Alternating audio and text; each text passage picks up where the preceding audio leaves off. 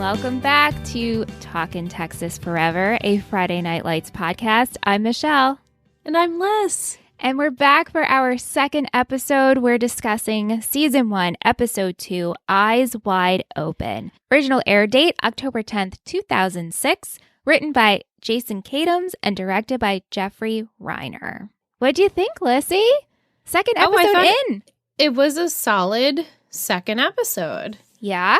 It had the same vibes for me than the first one did. Like, you know, it's just a continuation. I didn't feel I don't know how far apart they film these episodes. Like if the pilot was, I mean, usually it's the pilot super far ahead in the past to where we get to with the second episode, but it felt like just a continuation.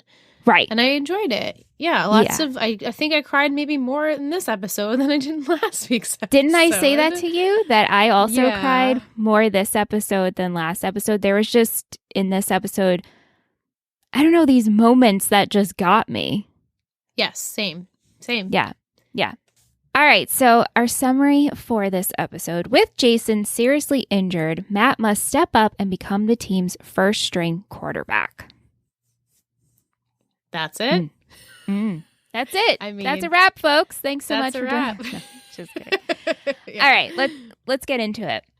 Let's. So the episode opens up, and it's Sunday. So now we're starting the week, our daily update, but we're starting on Sunday this week. We see the Taylors, the Garrity's, the Streets, the Williams. They're all at church praying and talking about Jason. Billy and Tim are kind of doing their own church. They're riding around. They have guns. They're dealing with this whole Jason situation in their own way. Definitely. Yeah. So let's start with Coach Taylor and Tammy. Now, okay, Liz, I feel like, should we call everyone by their last name? Should we use their first names? Because as I'm writing my notes, I'm like Eric, and then I'll be like Coach Taylor, and then I'll be like Jason, and then I'm like Street, and then I write Riggins, and then I write Tim. I'm like, should we just use them interchangeably? Do you prefer? I think we should just use them interchangeably, whatever we feel at that moment. Okay. And I'm sure as I get to know these people a lot more, I'm gonna have like my own name for them. Like that will be their name, my name for them. So. Like our own pet names for them. Right. Yeah. Okay. All right. Well, so however you see fit is fine with me. I'm like, this is ridiculous. I should just stick to one. But it's hard because depending on what scenario they're in, they go by perhaps a different name. Yeah. And especially on the field. Right. They're always yelling the last name. It's always the last name. Riggins, you know, so. Yeah. It's fine. We're good. All right. So we're going to start with Eric and Tammy. So Eric, like everyone else, is dealing with the aftermath of Jason. The whole town, the boosters, especially Buddy Garrity, who meets with Eric numerous times in this episode, is in his ear all about how is he going to continue, what's the game plan for Friday night, and just keeps reminding him that a lot of work needs to be done. Yes. Is he the biggest booster in town? Yes. Yes. I don't know if you noticed when it's, I think before Friday or before Friday's game, actually, when Eric is in Buddy's office, you can just see the plaque of Booster of the Year. Booster of the Year. So what I'm assuming a booster is someone who donates.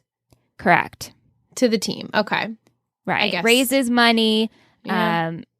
You know, they're like the big ones in the town that are in the community that have to do with the team.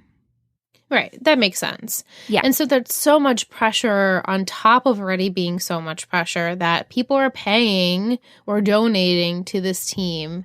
Right. And if they lose, then it's like, well, that hard-earned money is just going to the shitter. I mean, obviously, we know there's nothing they could do if they lose, but it's so much pressure for Eric. Oh, yeah. And Buddy keeps like pushing it on him. He's like, yeah, I know we're going to do the best we can. He's like, the best we can is not good enough. Right. Like, we need wins. We need to win. We need the W. I don't care about your efforts. We need the W. Yeah. The W. Right. Tammy decides that she is going to join the book club. Last week, we saw that she was invited.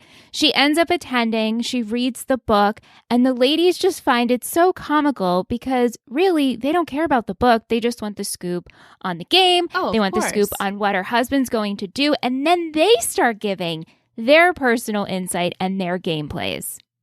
I felt like I was watching the Noopsies. You? Right? Oh, yeah. I was like, oh, this is like this town's version of the Noopsies.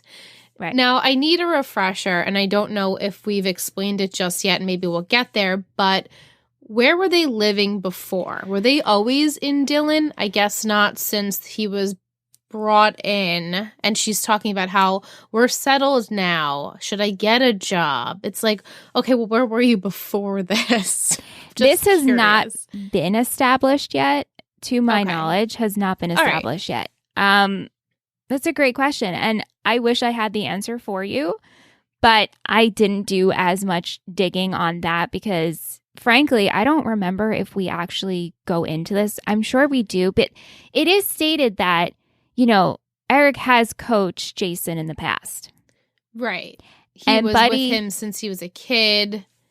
Right. And Buddy has known him for a while, as he says. So... Right. He was in the town and maybe got this position.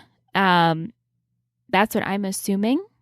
But hey, or listeners, chime in. Before maybe he went to go coach another team and they had to move and then they came back or something like that. Right. Because it seems like almost like they're the new kids in town, but yet everyone knows them and they're already established. But then when Tammy brought up the situation of, oh, I think it's time for me to get a job, it's like we've been established enough, like enough time has passed. I was like, oh, wait, so did you just move here or move back? Right. So it's not important now. You know, this is a Total Betty podcast, so I'm sure I'll harp on it until I'm blue in the face. And if we don't get that answer, then we don't get it. But I'm just curious if anyone can fill us in. Just curious. Yeah, and I'll do some more digging on that as well. I honestly thought that after last week's episode, I'm like, maybe this is going to come up during this week's episode, and maybe it's going to come up next week's episode. Yeah, like, I have not watched ahead. Right. It might eventually just come up. I think it's going to, because I will say this, there are talks, obviously, as this series continues, of other jobs. Right. So the talk of move will happen again. And I think we'll reference going back to this of, okay, how long have we been here? Right. Okay. That makes sense. And I don't expect him to, if all goes poorly or if all goes well, like people will be wanting him to coach. Well, yeah. So I'm assuming he's not just going to be the Dillon Panther coach his entire life. Right. So Tammy, she ends up getting roped in. She ends up joining committees and decides that actually it's time for her to get a job. And what I really did like about this episode is we did get a lot of Tammy and Eric scenes. Yeah, and it made me appreciate this relationship more. Right? You really, really get a sense of their dynamic and how those two have they just have such chemistry, to me anyway. It's the second episode. I'm like, oh, these two, these are it. Yeah, I agree. Yeah. Okay, so over a dinner date, Tammy shares with Eric that she did end up getting a job as a guidance counselor at the school where Eric coaches. And he's super hesitant about this because guidance counselors can get in the way when it comes to the team. And even though we continue to see Tammy be so supportive, here is Eric not acting in the same mutual role because he really is just not confident when it comes to Matt. That's really what it comes down to. And he keeps calling them interactions. And I'm like, Randy, what do you think interactions means? And he's like, well, maybe it means she'll be handling the students that he coaches, and it's kind of like crossing the line because maybe there are some things that she could say that he maybe necessarily didn't, like something. He's like, oh, I don't know if they have like a hold on a grade or something. But it's like, yeah, they're going to be working with the same kids. And like, it's funny to me, was she a social worker to begin with? I mean, a guidance counselor to begin with. It's like, how do you just become a guidance counselor if you've had no prior experience? But maybe we get into that or maybe we don't. Maybe it doesn't matter at all. But I was like, oh, that's an interesting job to get. I'm the guidance counselor of all these kids at this high school. Like, they didn't have a guidance counselor. But they're going to need a lot of guidance, I think, because especially everything that's happening with Jason. And I know I'm getting too ahead of ourselves, but like Coach says, like, if anyone needs to talk, I'm here. So it's like, well, she could also be there as a good support system for the boys too. So please continue. We will definitely see how that dynamic plays out. Yeah. And I know we had a lot of people ask questions about Eric's reaction to Tammy getting this job. So we can discuss that in the second half. So even though Tammy is super confident in Eric, Eric is not feeling confident in himself. And we see Eric coaching Matt and the whole team the entire week. And while this is all happening, we're waiting for test results from Jason. And it just seems so hopeless until Tammy gives him this talk and tells him, you're going to mold that boy just like you molded all the other ones in the past. And she full-heartedly believes in her husband. Without a doubt. It's awesome. And she's I like, know. Eric Taylor makes stars. Yes. You're going to make a star. You've done it before. You'll do it again. Like 100% full throttle. I believe in you. And that's really sweet. And it leaves him knowing what he has to do. It kind of gives him the jolt of, okay, this just gave me like the little pep confidence that I needed to go forward to work with Matt. Yeah. So let's talk about our new QB, Matt Saracen. Matt Saracen. Oh boy, the whole town isn't taking Matt seriously. They can't even get his name right. Oh, poor dude. So I mean, like, sad. I get it. Been there, done that. Well, same. Yeah. Yeah. It's just they don't know what he's about. Unfortunately, he doesn't know what he's about. Well, yeah. I mean, he's struggling on and off the field, not only with the game plays, but now all this new attention. In fact, he gets a rally girl and he doesn't even know what to do, what this means. And Landry's like, what are you talking about? Just go with this. All she wants to do is provide him with his favorite baked good because yeah, I guess it's like prep to get them like their energy up before the game. It's cute. I like it. I like this idea. It's fun. Yeah, it's kind of like tradition too, right? Yeah. Landry continues to be the supportive friend and just wants Matt to succeed. And he gives him the advice of, you got to know who Matt Saracen is, and you got to know you're not Jason Street. And so when people ask you about it, you got to be ready. And so Landry gives this example of comparing Jason to the Red Hot Chili Peppers, and that's just not simply who you are. And so then we see Matt talking to news outlets, and when asked, who are you? He's like, right. Who am I? Who am I? That's the whole I know point. I'm not the Red Hot Chili Peppers, but who am I? That's what you got to know. That's what you got to find out. Exactly. Like, but who are you? Right. The poor kid. And like, it's so, sweet's not the right word, but when Landry's like, you know, all these girls are going to be throwing themselves at you and you need to take opportunity and seize the day. He's like, I can't even like handle, I have to think about football and like my home life. I can't even think about that at all. So It's like, he's so, I'm sure, so stressed and feels so much pressure because he literally is what this town is depending on for them to win at this point. So like the fact that he's not doing so well, he's not really remembering their plays, like he needs this and he knows the town needs it. So there's so much freaking pressure on this one guy. So and like girls, they don't even exist because they can't right now. Right. And it's this newfound pressure within a week. You know, it's a lot. If that, right? Because that was Friday night and this is only Sunday. So is it only 2 days after? Well, I mean, throughout the week, we see right. Coach practicing with the team. So every day it's just this like other added level. And he's just pressure. Thrown in. Just go do it. It's like, okay. Right. So after Matt's shift at work on Thursday, Eric shows up to his house unannounced and Grandma is so excited. Oh my gosh, she's so cute. Isn't she adorable? She gets some cake ready. She invites him in and Matt is so caught off guard. He's so nervous. And what I really liked about this scene is we're seeing Matt's house from the perspective of Eric, right? And so we see him looking around, we see the bedrooms, we see the kitchen, we see frames like, of the family, like photo frames of the family. And so he's really taking in Matt's home life. Right. And that's really important for him to get to know Matt, to get to know what makes him who he is, and kind of go with that and motivate him in a way where he can relate to him. So it's like crazy. I mean, and he's like, you didn't want me in your house, did you? Like, you didn't want me to see like you in your most vulnerable state, which is in your home with your grandmother. Right. And so before they end up leaving, grandma's giving him cake and she's like, please sit down. And she mentions how great Matt was on Friday. And she's just so proud of him. And Eric agrees. And he's like, listen, I'll be back for more cake. I'm just going to take Matt somewhere for about an hour or so. And he's like shoving the cake while driving. So funny. It's so cute. And so Eric ends up taking Matt to Panther Field at night. And he's talking to him, like you said, on a very personal, relatable level. Mentions how he could never sleep before a game, how it must be so hard. Your dad is in Iraq. All the pressures of school on you. You have your studies. And then on top of that, you're the man of the house. So I don't know how you do it.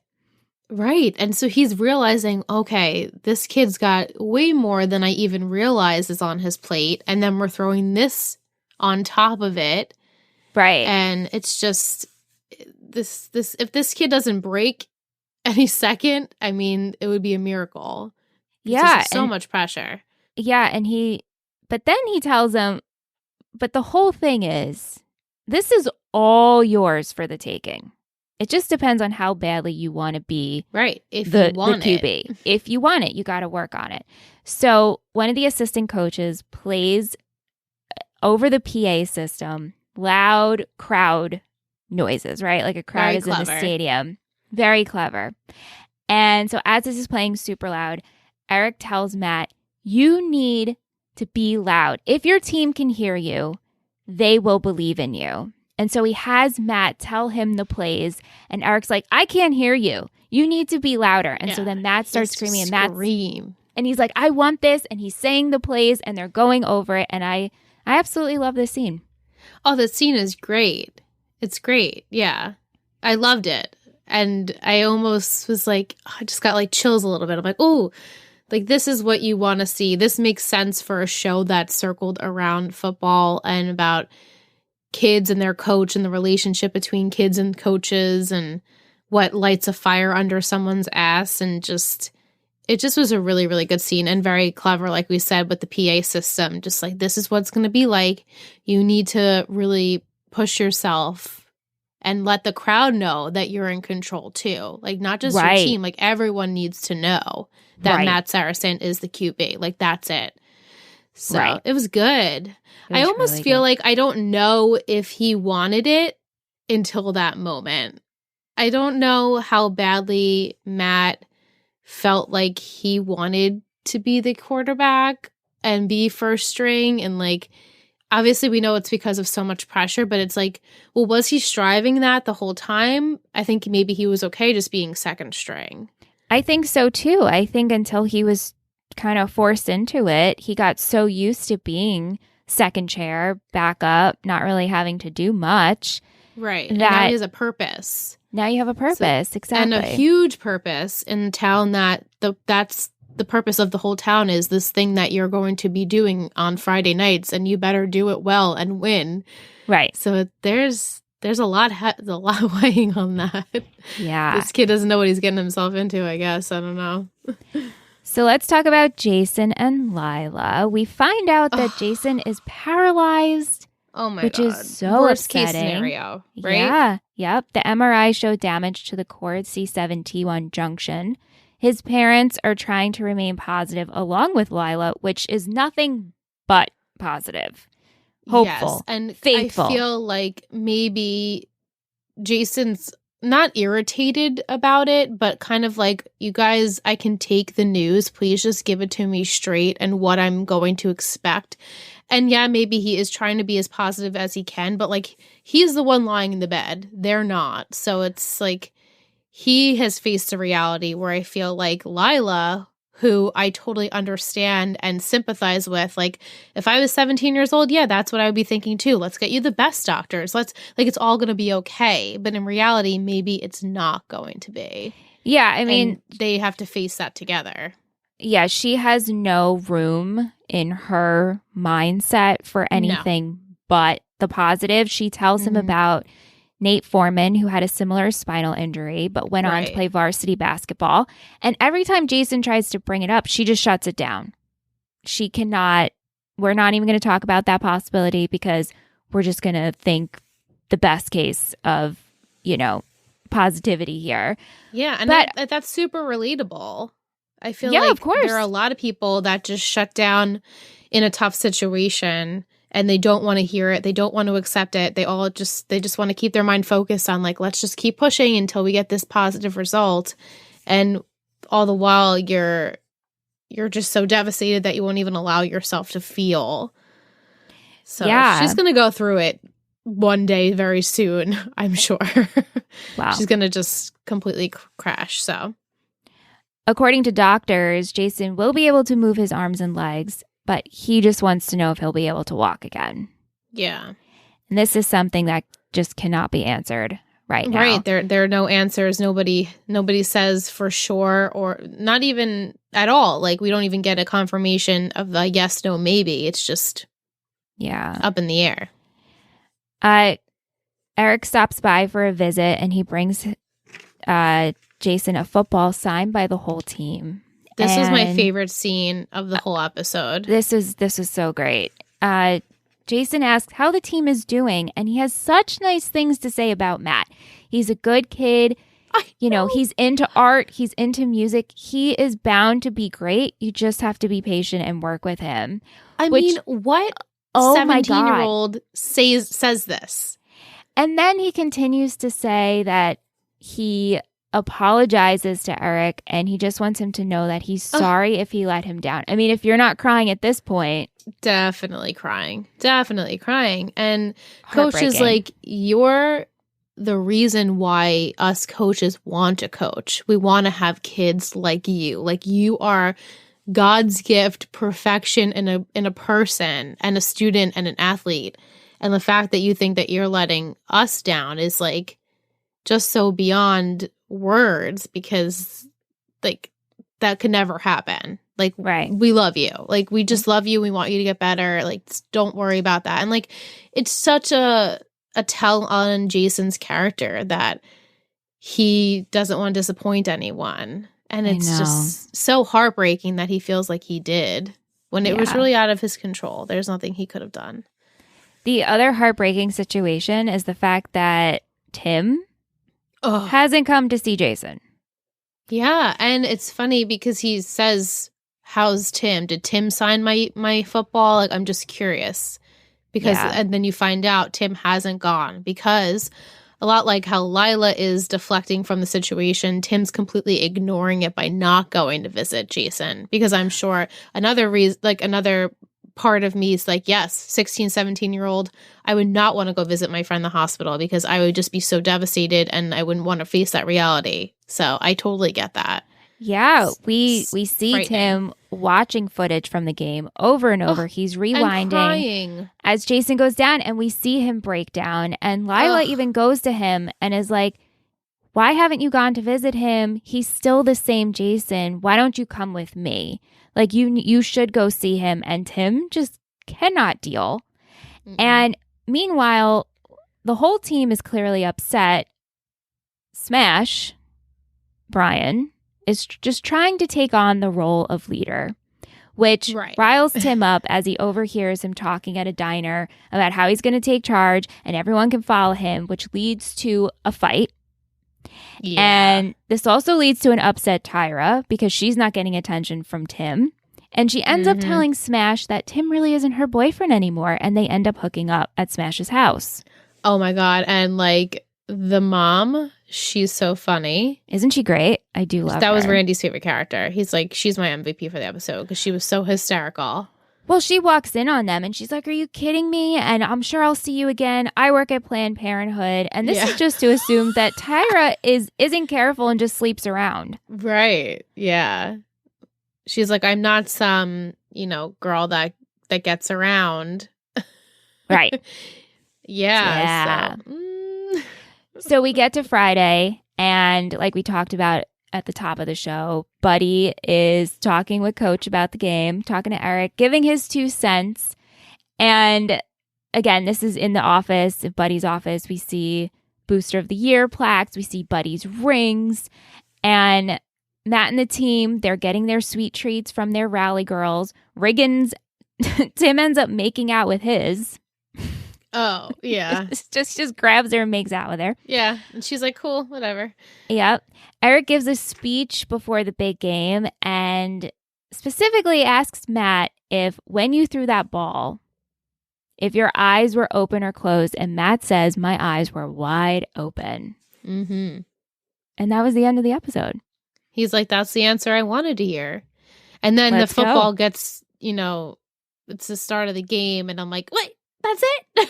That's it. What a cliffhanger. We're left on to see how this game goes. Yeah. I'm excited for next week to see what is going to happen. Is Matt going to step up? I don't know. Well, yeah, because like now we're in it, right? Like we experienced, we set up, we know where Jason is, we see the first game. Now this is like setting up our characters. And now next week and continuing on, we'll see, okay, now Matt's really in it. Can he handle the pressure? Is Eric being the coach that the town wants him to be? I don't know. We'll have to wait and see. We will have to wait, yeah. Yeah. We're going to take a short break, and we come back. We're going to come back with our newbie comments and our questions from our listeners. Ooh.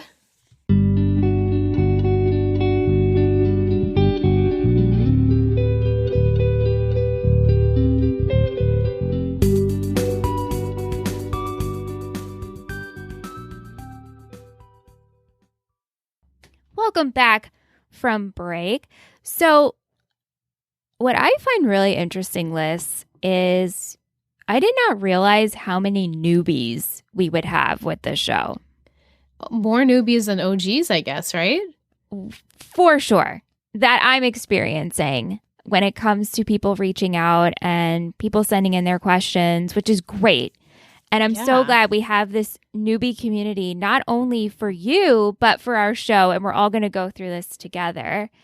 And one of their newbies, Nicole, over on Instagram, who has been with us since Tree Hill Talk days. Yeah. We love Nicole so much. And she sent a message to us in Instagram DM. And she actually recorded herself making a prediction.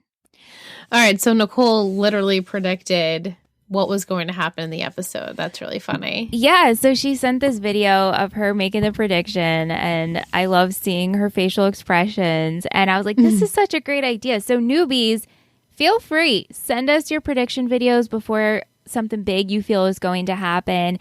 If you want to send us a voice memo, we'll play it on the show. If your question in a voice mail, send it through Instagram DM, or you can record it on your phone and send it talkintexasforever@gmail.com. Let's just make this interactive because this show is more fun when people are a part of it. So absolutely. And I think it would be really fun if I could, I would love to hear those predictions because, again, you guys are newbies just like me. So even if you do get something right, we won't know until maybe a few weeks later or months later. So it's still fun to predict together. It's so fun. And like I said, there's so many of you watching for the first time. So I'm like, wow. Just in our Patreon community itself. I know. So let's make this. Most of them are. Yeah. Yeah. Let's make it real interactive. We got other newbie comments, which I read through and I just loved hearing them. But Lisa, she says, I think something happened in the past with Tim and Jason. I can see Tim and Lila hooking up after Jason breaks up with Lila. My assumption is he will break up with her so she doesn't waste her life. I also have to assume that Jason will walk again. So maybe there will be some drama there. So that's her hot take. Lisa, that's my hot take too. I for sure think Tim and Lila are going to be a couple. And I think that Jason will eventually walk again. So there's that. Yeah, so I'm going to send me your newbie comments. We're going to come back from the second half of the show. We're going to start with newbie comments and your commentary. So much fun. I love this. Because I can just sit back and either A, I don't remember, or B, I do remember and I'm going to laugh. So that will be very entertaining for me, and Liz won't be alone in the newbie community. But yeah, so let's move on to questions. We'll start with Mike. What do you think of TV shows that have instrumental theme songs? Yeah. What do I think about them? I think they're always a drama, generally. I don't know. I mean, this theme song is definitely fits the vibe. Ant did an amazing job with our music because it's a spitting image of the show, the vibe of the show. Right? Know? I don't know how he did it. And then he's awesome. Ant is, if you're new here, he is my husband. He makes all the music for our podcast. And he did such a good job. And last week, I was like, Ant, I need break music. Right. And he was like, okay. And he did it within like 5 minutes. He's like, is this good? I'm like, yeah. That's literally what I was looking for. Thank you so much. Yeah, he's working on a new Booster of the Week song. So that is coming soon. Yeah. But I cannot wait. Instrumental theme songs, I think of Game of Thrones. Yes. I usually just like a serious show. It doesn't need words. I don't know. I think of Mad Men. Yeah, I don't know Mad Men, but I could assume that it would be serious. But also I Love Lucy. Oh. I Love Lucy is adorable theme song, but it's a more upbeat than Yeah. Yeah. Yeah, I mean there are definitely shows that have a theme song where it doesn't have the words, but they're upbeat, but then it's like this song is definitely the tone of Friday Night Lights. So yeah. It's I like it. Either way is good. We can't beat California. That's the number one theme song of like any show. You can't. You cannot. I've mentioned OC so much so far in our first 2 episodes, and that's just really funny to me, but I'm not going to lie. It makes me super proud. I'm sure it does. I'll just, I will limit it, but it makes me proud. Okay. Do you think there will be any conflict between Tammy and Eric now that Tammy got a job at the high school? Kim also wanted to know, why is he so irritated by her working? Is it because he doesn't want her working so close, or does he think a woman shouldn't work? Oh, well, I sure as hell hope it's not the latter. But yeah, I think he just was taken aback by the fact that she's literally going to be working in the same 9 to 5, maybe plus, that he is. So he wasn't really expecting that. He has so much stress there. So maybe when he comes home, he just wants to unwind and talk to his wife. And now it's kind of like, all right, well, we are now talking about the same kids and the issues that they are having. And I think he just was really taken aback by it and kind of was like, well, this was my thing. And not that he's like being selfish about it, but it's almost like he just wasn't expecting her to say that specific job. And she says to him kind of like, oh, we discussed me potentially looking for a job. And then when she says, well, I got this job, he's like, well, you didn't really discuss it with me first. It's like, well, be proud that you got this job. Yeah, I didn't like that. I definitely didn't like that. I don't think you need to discuss it. What the hell difference what job it is? Well, listen, I can understand if it's a major life change of I'm going to be traveling during the week, or my job is in another state. That's like a big family decision that needs to be discussed. That's a discussion. But this, same town, same hours, very close.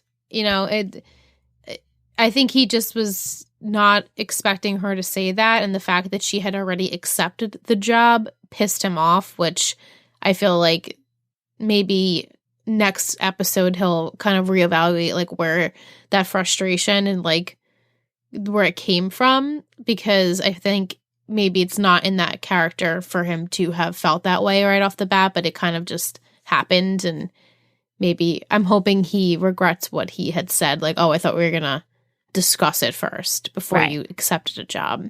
So But I expect there to be some drama with it. I don't know to what extent, but yes, Mike, I do expect there to be something going to happen there. Mike continues, would either of you ever want to work at the same place as your significant other? No. But if it happened, that's cool too. I don't know. Yeah, Ant and I have had these talks a lot, actually. He's like, I don't think I'd want to work in the same place as you just because maybe it would be too redundant. You know, Yeah. we leave together, we come home together, then we're hanging out with each other. Not that Ant and I don't love each other. The only exception, I think, is if one day Ant can be employed and work with us and we always say, like, Ant would be our number one tech guy.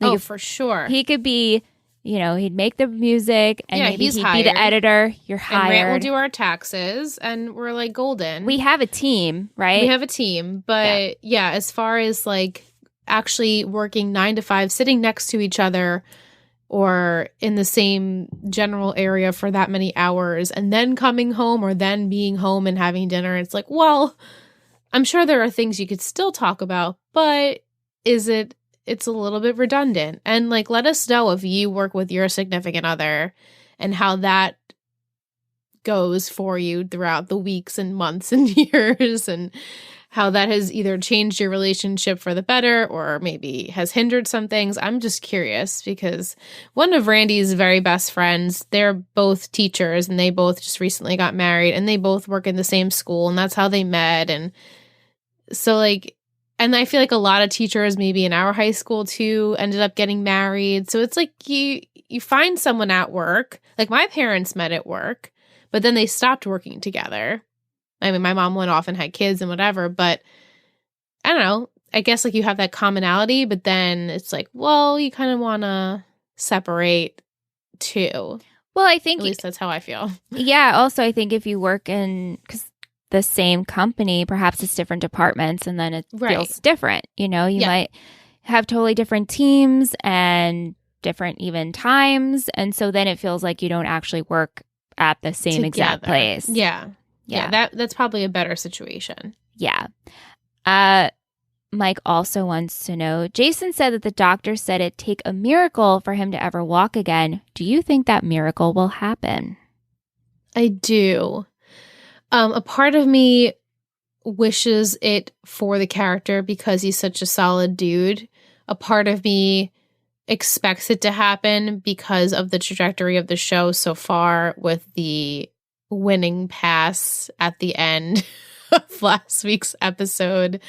But there's also a part of me that wants it to kind of be realistic. And I know it's absolutely terrible and I would never wish this upon anyone, but it would make more sense and make it more realistic if he doesn't walk again, which obviously would be devastating beyond devastation. And I wouldn't want to see that for him, but a part of me still feels like he's going to walk again. I don't know if it's definitely not going to be at the end of this season because that would be just way too quick, I think, unless we do some sort of time jump situation. But I think by the end of this show, by end of season 5, he will walk again. That's just my light predict. Okay. Will wants to know, if you started a book club, what book would be your first pick? Oh, that's a hard question to ask for someone who doesn't like to read. I have 2. I would choose Alone in the Kitchen with an Eggplant, which is one of my favorite books.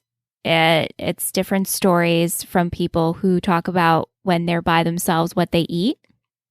I'm into that. Which is me. You know, you always concoct. I do anyway. When Ant's not around, I will concoct whatever I want and no one judging and no one's like, oh, that doesn't go together because it works for you. And so then I would have everyone discuss what their meal would be. And then I would also do A Man Called Uva because I feel like it's a really beautiful story. And I loved it. And Anthony Randy loved that it. book too. Randy loved it. Sam did not like it. So I think it's a good discussion book. Yeah, she did not like it. Interesting. Mm-hmm. Yeah, I mean, I listen to podcasts on my free time. I watch television, so I don't read, but my significant other is a huge reader, like humongous reader in book clubs and Instagram book lover things and everything. So I'm dabbled in it because of that, but I don't personally like to read. I am a very impatient person. So me actually having to take the time to read each word is bothersome to me. I'd rather just listen to it or watch it. So that's just me. But thank you for the question, Will, because I know that we do have a lot of patrons and listeners that are big readers. So Yeah. Do you do audiobooks? Because I do audiobooks. I have done audiobooks in the past. I find that when I drive, it's so funny. I'm more distracted driving, listening to an audiobook than I am listening to a podcast, because there's almost like you have to listen to this whole story from start to finish. And when it comes to a podcast, there's, people laughing or taking breaks or like, I don't know. It's just like a different experience for me. So I've tried it, but I've never really succeeded in an audiobook. Okay. Just curious. Tish, she asked, what kind of beef do you think Smash and Tim have? Ugh. Yeah. What kind of beef is the question? I think, that's a hard question. Like I said, they spend a load of time together on the field and off the field. It doesn't seem like off the field. I don't think they really have a relationship. I don't know if Smash has a true friendship with any of these guys. It doesn't seem like just yet. So I'm interested. I'm interested to see more about his home life. I liked seeing what was going on there with his mothers, and he seems to have a lot of sisters. So I like that.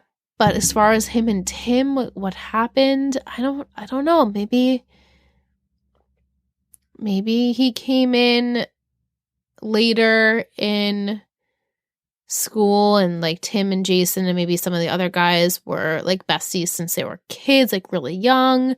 And maybe Smash just kind of came in, thought he owned the place, and then has this cocky attitude and doesn't really resonate with a lot of the guys. I mean, we don't really see anyone react to him besides Tim, though, really. So you're really just getting like Tim's thoughts and opinions on Smash, which are not high. Well, yeah, they definitely like have him. Two different work ethics. So That too. So there's maybe that. Smash gets on him about being lazy or being drunk, and Tim doesn't want to hear that. But it's kind of like, I mean, Tim has his older brother for that, but then again, maybe is his brother an enabler? Obviously, since he's letting his kid brother drink in the middle of the day and go to high school like that.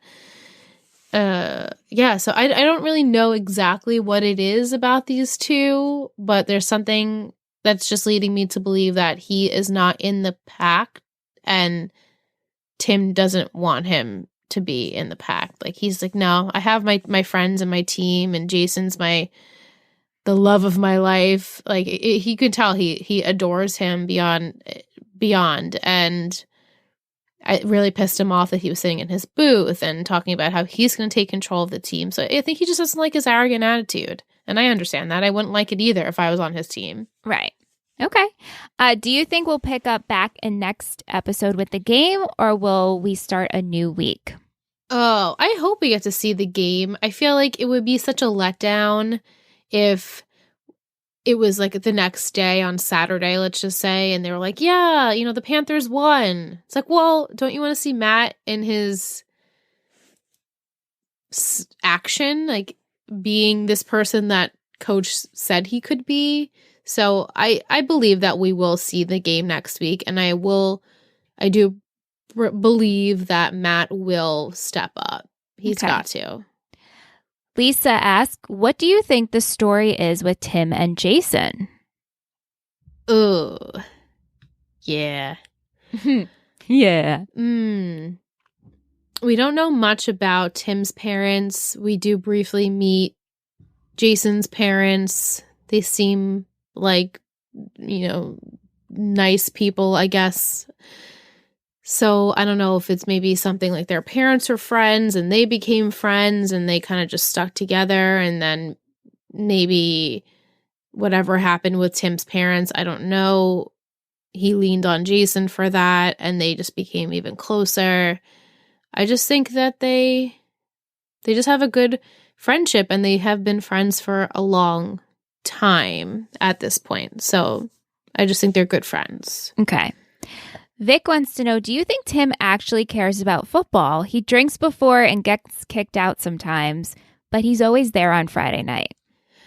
You know, I think he cares about the team and his friends, and maybe what it all means, and it's a tradition type thing. Like, maybe he's not passionate about football, the sport, but he's passionate about showing up, at least as like almost maybe like a sense of like FOMO, like, well, if I don't show, I'm missing out on what I've always known and what my friends like to do. So I go back and forth. Like, I think he might just, he's just troubled. Like, I can't even put into words how I feel. Like, I feel like he's troubled where he makes him distracted. And so then he doesn't concentrate on the things that he believes are most important to them. And maybe too, football, I don't know, this is just, I'm throwing it out there, was like something he would do with like his dad or his, his parents. And that was really important to them. The fact that now maybe they're not there, it's kind of like a sore subject, and he almost like acts out and doesn't go to practice on time because it's kind of like the avoiding thing. Like, he's avoiding seeing Jason in the hospital. I'm avoiding like actually getting my life together because of something, which I'm not really sure what that something is. But I think he likes doing the sport because it's a sense of team, even though he maybe doesn't want to admit that he wants that and needs that, like craves that family life. Yes, I agree. Did you catch the cameo Janice made from Friends? Oh my God. I was like, I had to pause it. I was like, oh, is she in this? And then that was it. That was it. That she doesn't come back? I don't know if she comes back, but we definitely saw her at book club. Definitely saw her. You can't miss her. No. So funny. Jess has a comment on the pilot episode. You mentioned that you were surprised Matt was only a sophomore. At my school, and I believe traditionally, varsity is junior, senior, and JV is freshman, sophomore. But the really good players were on varsity even if they were underclassmen. This would give the show more flexibility with how many years the football players are playing. Oh, absolutely. Yeah. Yeah. So, I mean, I guess they think he is good enough to be on varsity, but it's a big deal. Like, you are second string quarterback. Like, if that quarterback cannot play for some reason, you are the next quarterback. And the fact that he is a sophomore and he's on the varsity team, that says something, like that they do believe he has it in him. It's just he was never given that opportunity because Jason is so amazing. Right. So, and yeah, it also gives us perfect opportunity to continue with these kids, even maybe after some have graduated. So, Jess asks, Lila is putting a lot of pressure on Jason that everything is going to work out and that he will recover. Now that we know he is paralyzed from the waist down, what do you predict will happen in terms of recovery? Will he walk or play again? If not, how will he fit in with the rest of the characters when football is such a big focus? Now, you said earlier you believe he will walk again, maybe not in season 1, but until we get there, as you feel, how do you think this is going to turn out? I mean, there are some shows, and I don't want to spoil it for anyone else, so I'll just reference the show that everyone knows about, the kid in the wheelchair that gets injured. And who the character, I don't even want to give away who plays the character, because then it's like, I don't want to, this show is old, so. Oh, okay. Do you know what I'm talking about? Light bulb just went on. Yeah, got it. So, if you know, you know. So, like, he very well could be in a wheelchair for the remainder of the show, and that would be okay, for him, and he would still be involved with the friend group and still be able to, I mean, it would be devastating for him, but to be able to sit there and watch his friends play all the time, he very well could still be a part of it in a way, just not actually playing. There is physical therapy. I mean, it's a wonderful tool. I'm sure he will get a lot of it. And I hope he's hopeful that one day he will make progress. I mean, there are stories, and like Lila said, that one case, like there are people that have these devastating diagnoses, and they do overcome them, which is amazing. So again, for the story purpose, I think he probably will walk again. But I think that the boys are going to try and involve him as much as they possibly can, as much as he wants to be involved, because I'm sure, again, it's going to be so hard for him to sit there and not play. So, yeah. Also, what do you think, Jason and Lila, do you think their relationship can withstand the pressure and the massive change from their life plans? I mean, they had marriage lined up and their future and, you know, how everything's going to turn out. Like, where do you think this is going? Well, like Lisa said in her predictions, she mentioned how it's going to be a lot of pressure for Jason to get better, for not only himself, for his relationship, for his family, for his team. So maybe he eventually will let her off the hook. Like, hey, we need to end because it's just too much for me and for everyone. My question is, I mean, it's a prediction. I'm just curious, will they hold him back from graduating? Because he's not in school as of the moment because he's in the hospital. I mean, he's only been there for, let's just say, a week. And I'm sure he can make up time when he is able to. But I'm wondering if that's also a way for us to keep him in the story for a little bit longer because now he's injured. So will he graduate on time? And maybe that will affect some things too. But with as far as his relationship with Lila, I don't know what's going to break them up, but I don't think it's this necessarily because she is so positive and she is there for him and she's doing all the right things you can do in a relationship for someone who has been through something so tragic. But I don't know exactly what's going to, what does it break the camel's back? I don't know if it's this. I don't know if it's if it's him being paralyzed. Okay. Jacqueline says, since we saw 2 fights in this episode, were there a lot of fights in your high school? It was a very common occurrence at mine, so this episode felt really realistic to me. I can say that Liz and I are 2 years apart, but we were in the same high school. Yeah. There were definitely a lot of fights in our high school, but I feel like nothing got so out of hand. But there was always fights and, you know, you gather around all the time. Yeah, all the time. I mean, they were broken up generally pretty quickly because they the kids that we went to high school with, it was just like a common occurrence. So I think that the teachers and the security, like everyone was just always on edge and on guard because of that. So they never really fully escalated. But is this a diner? This is a diner. Or is this their cafeteria? Because no, this is a diner. Okay, that's what I thought. Because in last week's episode, it seemed to me like they were in a diner, but then I couldn't tell if like, oh, maybe this is just a really small like cafeteria. So this is they're a diner. Is this the diner that Matt works at? I don't believe so. No. Okay, he works at some sort of diner type place. Yeah, like a fast food establishment. I'm pretty sure this isn't where he works.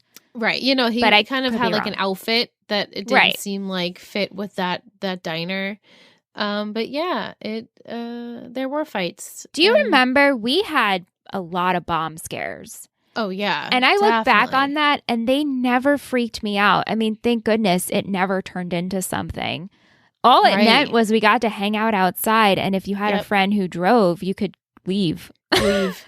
Yeah, I remember one was so bad that we were actually shipped. Like, you were shipped? Yeah, they like bussed us to the middle school. Yeah. Because I guess it was a high alert type deal. But yeah, we did have a ton of bomb threats. And yeah, I feel like I almost wasn't scared by them, which is so naive and sad to say that, I know. because We were that is not. a threat. It's still a threat. Yeah, we were not really fazed by it. I think, again, like I said, luckily nothing ever came of it, but it was Right. just so common. It's like, oh, here we go. Yep. And you just go outside and you just got out of class from it. Yeah, I remember it was either I think it was my senior year. I don't remember how it got out, but someone was going to bring a gun to school. Yeah. Well, so they said. And I remember, like, nobody went to school that day. But I don't know why I went to school. And I remember sitting in the cafeteria, like, I had, like, a homeroom in cafeteria. And I remember sitting there, and it was, like, desolate. And I remember being, like, panic struck, like, the whole day. And I'm like, Alyssa, I forget, I had, like, a test or something. Like, I had to go to school. I'm surprised And your I was mom like, sent you. Did my mom I send know. Sam? That's weird. I don't know if Sam went. Yeah. And I was just like, now I'm thinking back, I'm like, what the hell? I don't even remember exactly the details of that. But I remember being panicked about. But everything, like the bomb scare stuff, I guess because it did happen so frequently that it didn't freak me out as much. Like, I knew, like, okay, if we're out of the building already, we're, I guess, okay. Right. That was just my logic, I guess. As Yeah, a I think that was so. my logic too. Yeah. And then Jacqueline asks, do you think Matt is going to stay sweet and innocent, or will popularity and the pressure get to him? Oh, no, I think he'll stay sweet. I think he will. He's just a nice boy. Just like him and Jason are like They're these just nice two, boys. It's like where did you come from? Like, they're just good dudes, and I don't know them all that well. It's just my first impressions of these past 2 episodes. But Matt just seems like, I don't know, maybe he'll step up to the plate, and therefore he will have this bigger life than he ever imagined that he would. And maybe it will get to his head at some point, but I hope that, like, Landry will keep him in check, or like his grandma, or like even Coach Taylor. Like, no, I need to be your parental figure. I need to be your fatherly figure. So I need to keep you in check too. So maybe there is, a period in Matt's life that he will be a little bit cocky or conceited, if you will, but I don't think it will last very long. Yeah. And I know it happens, so yeah, so you can't predict say anything. But that was all our questions. Thank you, everyone. This week, thank you, everyone. Was submitted. If you want to submit a question, talkintexasforever@gmail.com. Send us a voice memo. If you're a newbie, send those comments and commentary in so we can include them in next week's show. Last week, Liz, you were wondering where the actors were from, where you recognize them. So obviously, I'm not going to read everybody's IMDb because we'll be here forever. But but can I ask a question? Yes, you may. Is Matt Saracen from a Mary-Kate and Ashley movie? Zach Gilford. Yes. Is he from a Mary-Kate and Ashley movie? I will. Specifically the one where why I'm blanking on it, the one where they go international. I mean, they always go international. I feel like he played the friend in a Mary-Kate and Ashley movie. What's that one called? Winning London. Is he in Winning London? I'm probably so off. I'm not seeing it. No. Oh, you know what? I think I know it. It's not him. I'm thinking of a different actor. But who are you going to tell me? Because Amy Teagarden. Yeah. Is that her name? That's correct. The That's name is Julie. super familiar to me, but I don't know from what I know her from. Okay. So she has been in, trying to see what you would, Aim High, Star Crust, Demi Lovato, Made in the USA. That was a video short. Huh. Scream 4. Star-Crossed. Prom.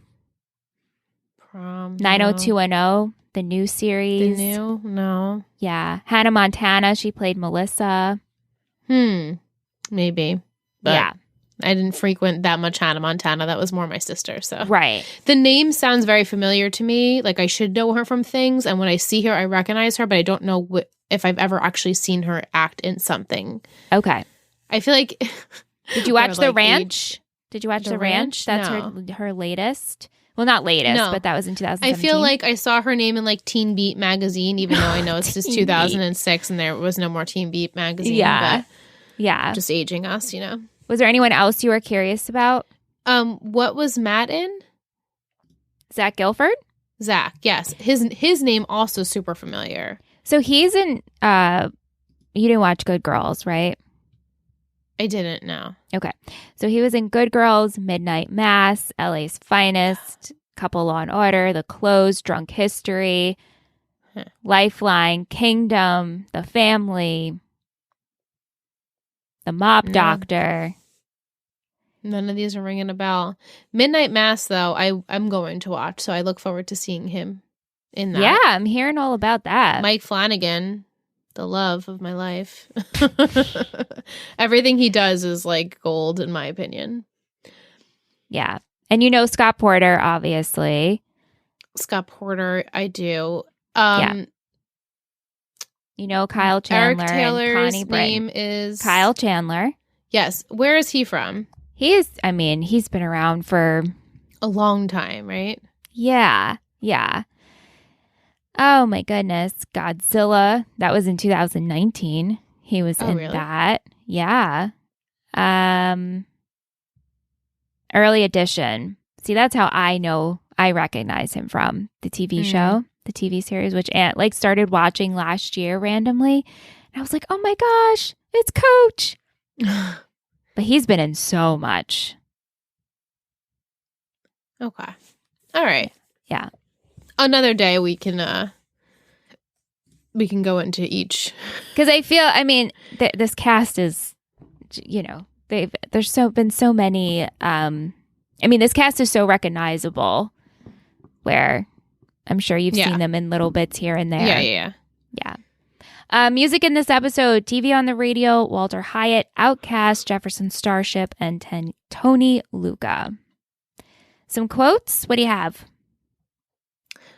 I'm in oncology. That was so funny. That was like the funny moment. And Randy actually said, okay, this show can do funny, because he really did laugh out loud when Lila was talking about his prognosis. And he's like, I'm in oncology.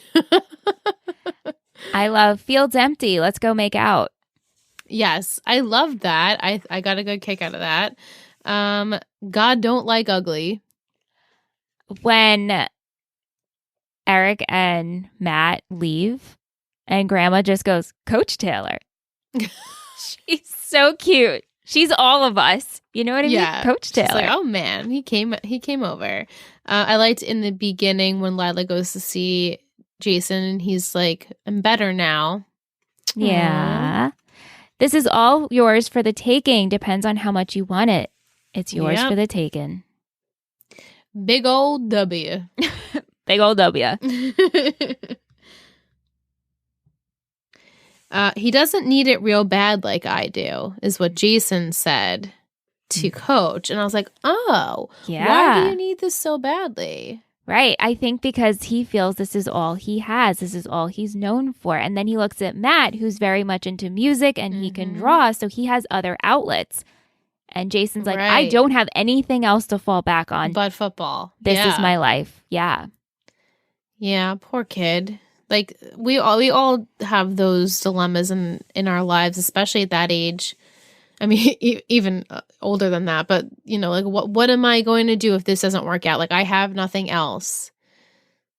Yeah, so all the eggs in the basket, right? And this is what you've been working on your entire existence, and then it's just ripped from you. Yeah. All right, should we do MVP and shittiest? Do you have yours? I do. Okay, let's do MVP. Okay, ready? 3, 2, 1. Tammy. Eric. Oh, Tammy. We got the Taylors. Look at these two. You know what? Yeah, I feel like she was the spark in Eric. So I chose him because he's the one who put the spark under Matt. So, but Tammy really deserves it because she was the one to spark Eric. So, Yeah, I got to give and it to my girl Tammy. I just loved her in this episode, and I just love how she is so supportive for Eric. And she's like, I got myself a job, and she didn't even snap at him. She just then gave him the speech of like, no, you're going to mold those boys, and I believe in you, and you can do this. And even when he got defensive about the job situation, she's like, excuse me, I didn't know you own the whole town. Like, right. She put him in his place. She did. We had 2 votes for Coach and 1 for Jason. Jason, yeah. He's also, I mean, I feel like he's my continued MVP. Yeah. But I also gave like a blue ribbon to Matt because he finally is realizing who he's trying to become, and also Smash's mom because like she's funny as hell. Loved her. Love Miss Williams. All right, let's do shittiest. You have it? Yeah. Okay. 3, 2, 1. The book club ladies. Oh, yeah. So we pretty much agree. We gave them to the boosters. The boosters. Yeah, the boosters in general. Those ladies with their shit talking, and Buddy putting so much pressure on everyone, and everyone at the table making fun of Matt, almost saying like, oh, he won't be able to succeed. And Coach isn't really saying anything like, no, I believe in this kid, because I guess these are the boosters that pay the money. And he's like, well, how do I tell them that they're wrong? I have to prove to them that they're wrong. Sometimes not saying anything is saying enough. And he's just like, thank you for this fabulous meal at Applebee's. Yeah, like, got it. Can't say anything. Can't say anything to that. We had 1 for Tim, 1 for Smash, and 1 for Tyra. All right, let's go into the booster of the week. Who are we supported by this week, Liz?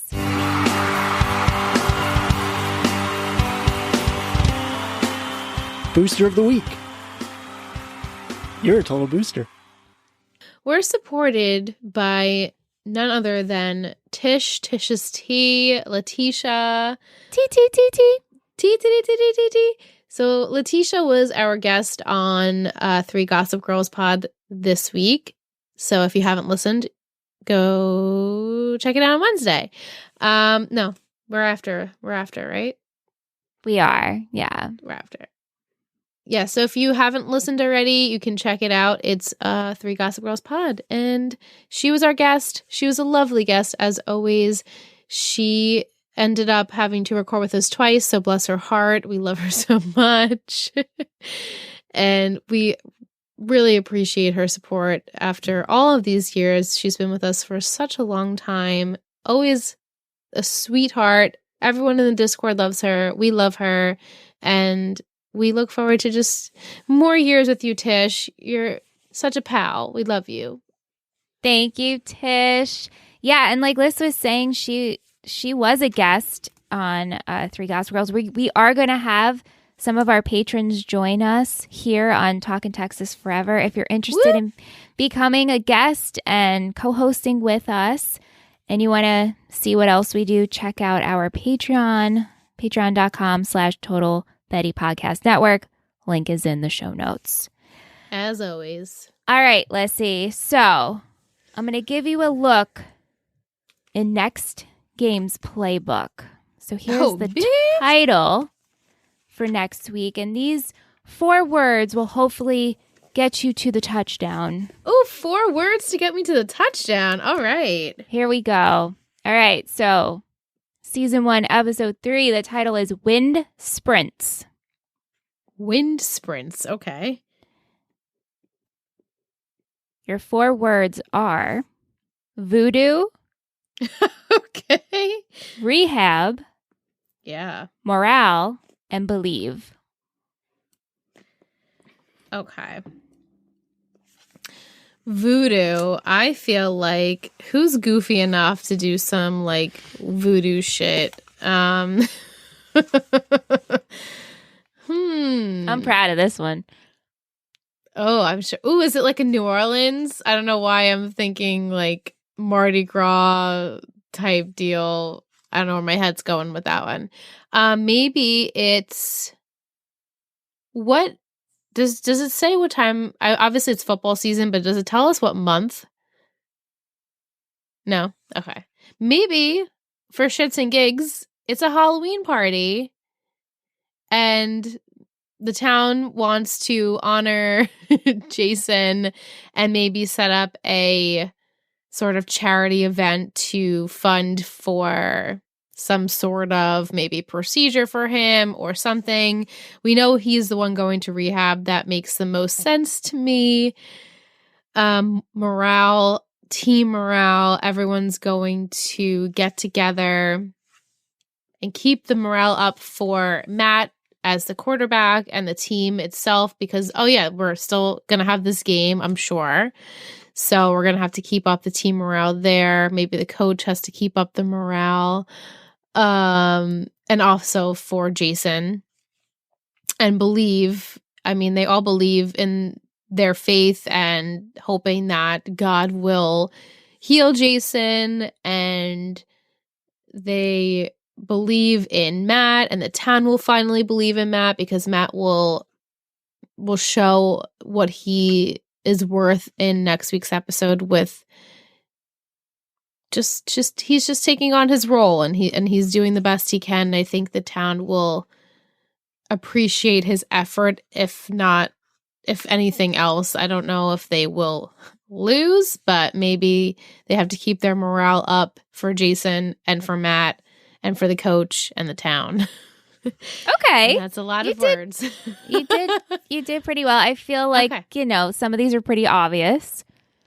Yeah, I mean, voodoo, that's so obvious. Oh, yeah. Super obvious. Maybe, I'm trying to think of, there's, maybe Landry's doing some voodoo. He seems like the town goof, so. Mm-hmm. Maybe. We shall see, Liz. Good job, as always. Sprinter, though. That's Wind sprints. Wind sprints. Huh. Yeah. All right. So if you haven't yet already, here is the part of the show where Liz and I are going to very nicely ask if you please leave us an Apple Podcast review. If that's where you listen, please rate us 5 stars.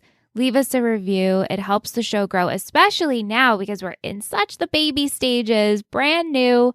We want to get on those charts. We want more people to be able to find us. Share this podcast with a Friday Night Lights loving friend. If you listen on Spotify, make sure you're following. You can tap 5 stars over there. But we did get a new review over on Apple Podcasts. We got 2. We got 2 new reviews. Okay, so our first review is from RJ51569, Talkin' Texas Forever, 5 stars. Listen, Michelle, are Talkin' Texas Forever in this Friday Night Lights podcast. Can't wait to hear their thoughts on each episode. Listen, Michelle, have the best podcast network out there, and this podcast is a must listen. Aww. That's so sweet. So cute. We also have Apples and Oats, Go Panthers, with a football emoji, 5 stars. Looking forward to this podcast and listening to Liz's experience being a first-time viewer. This show is my favorite. It is a favorite in my household. Pretty sure the Dylan Panthers is my husband's love language. So I'm excited to see this podcast unfold. Total Betty Podcast always provides great content and include their listeners, making this podcast company super interactive. Give a listen and enjoy. Wow. Thank you so much. I didn't know we got that second one. So again, the shockness of that, it means so much. But thank you so much. Sweet. Thank you. Thank you to everyone who listened our first week. Yeah. I see those numbers. Hello. Please reach out to us. The best part of our podcast is the interactions with our listeners, and we want to make it engaging, and we want to have a conversation around the episode every week, around the characters. So please reach out. talkintexasforever@gmail.com. I've said it a lot, but I'm just trying to ingrain it in your brains. So you're like, oh, what do I have to do after I listen? I have to email. Email, subscribe, rate, review. Head over to Total Betty Podcast Network and check us out. Each week we are live posting the episodes, and we have some clips if you're interested. And, if you're interested in what else we do with our network, then head over there or head over to our Patreon page, which everything will be in the description of the episode, as always. Also, our merch. If you want a Talking Texas Forever shirt, the softest shirt, please go on there and check out some of our comfy items for fall. Yes, thank you. Before we end this week's episode, I have Will's football term of the week. Woohoo! Out and up. The wide receiver goes 8 to 10 yards straight, turns left for an out, and then plants his foot and turns upfield, expecting the QB to hit him for a touchdown. While Jason Street is out for the year, Matt Saracen has to step up for the Dillon Panthers. Will he succeed? Oh, yes.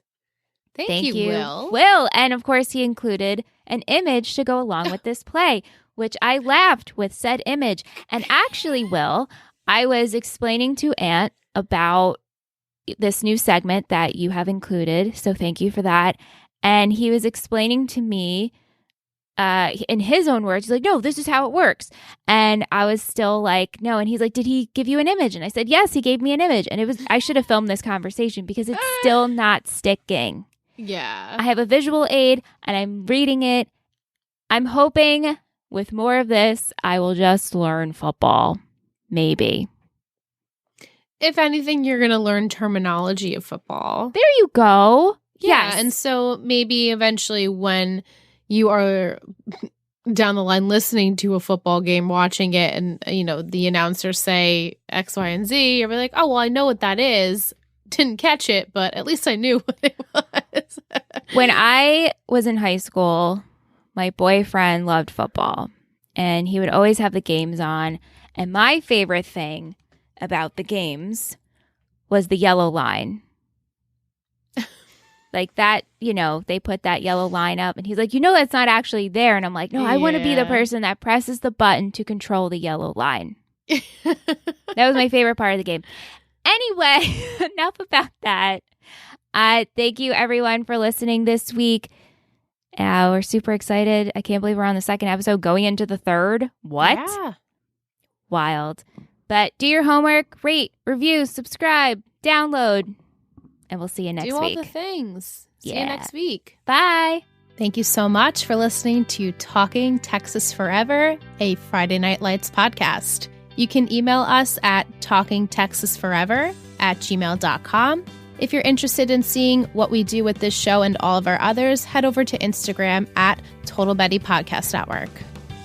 This has been a Total Betty podcast, produced and edited by Michelle Rubenstein and Alyssa Tenio, music by Anthony Vicora.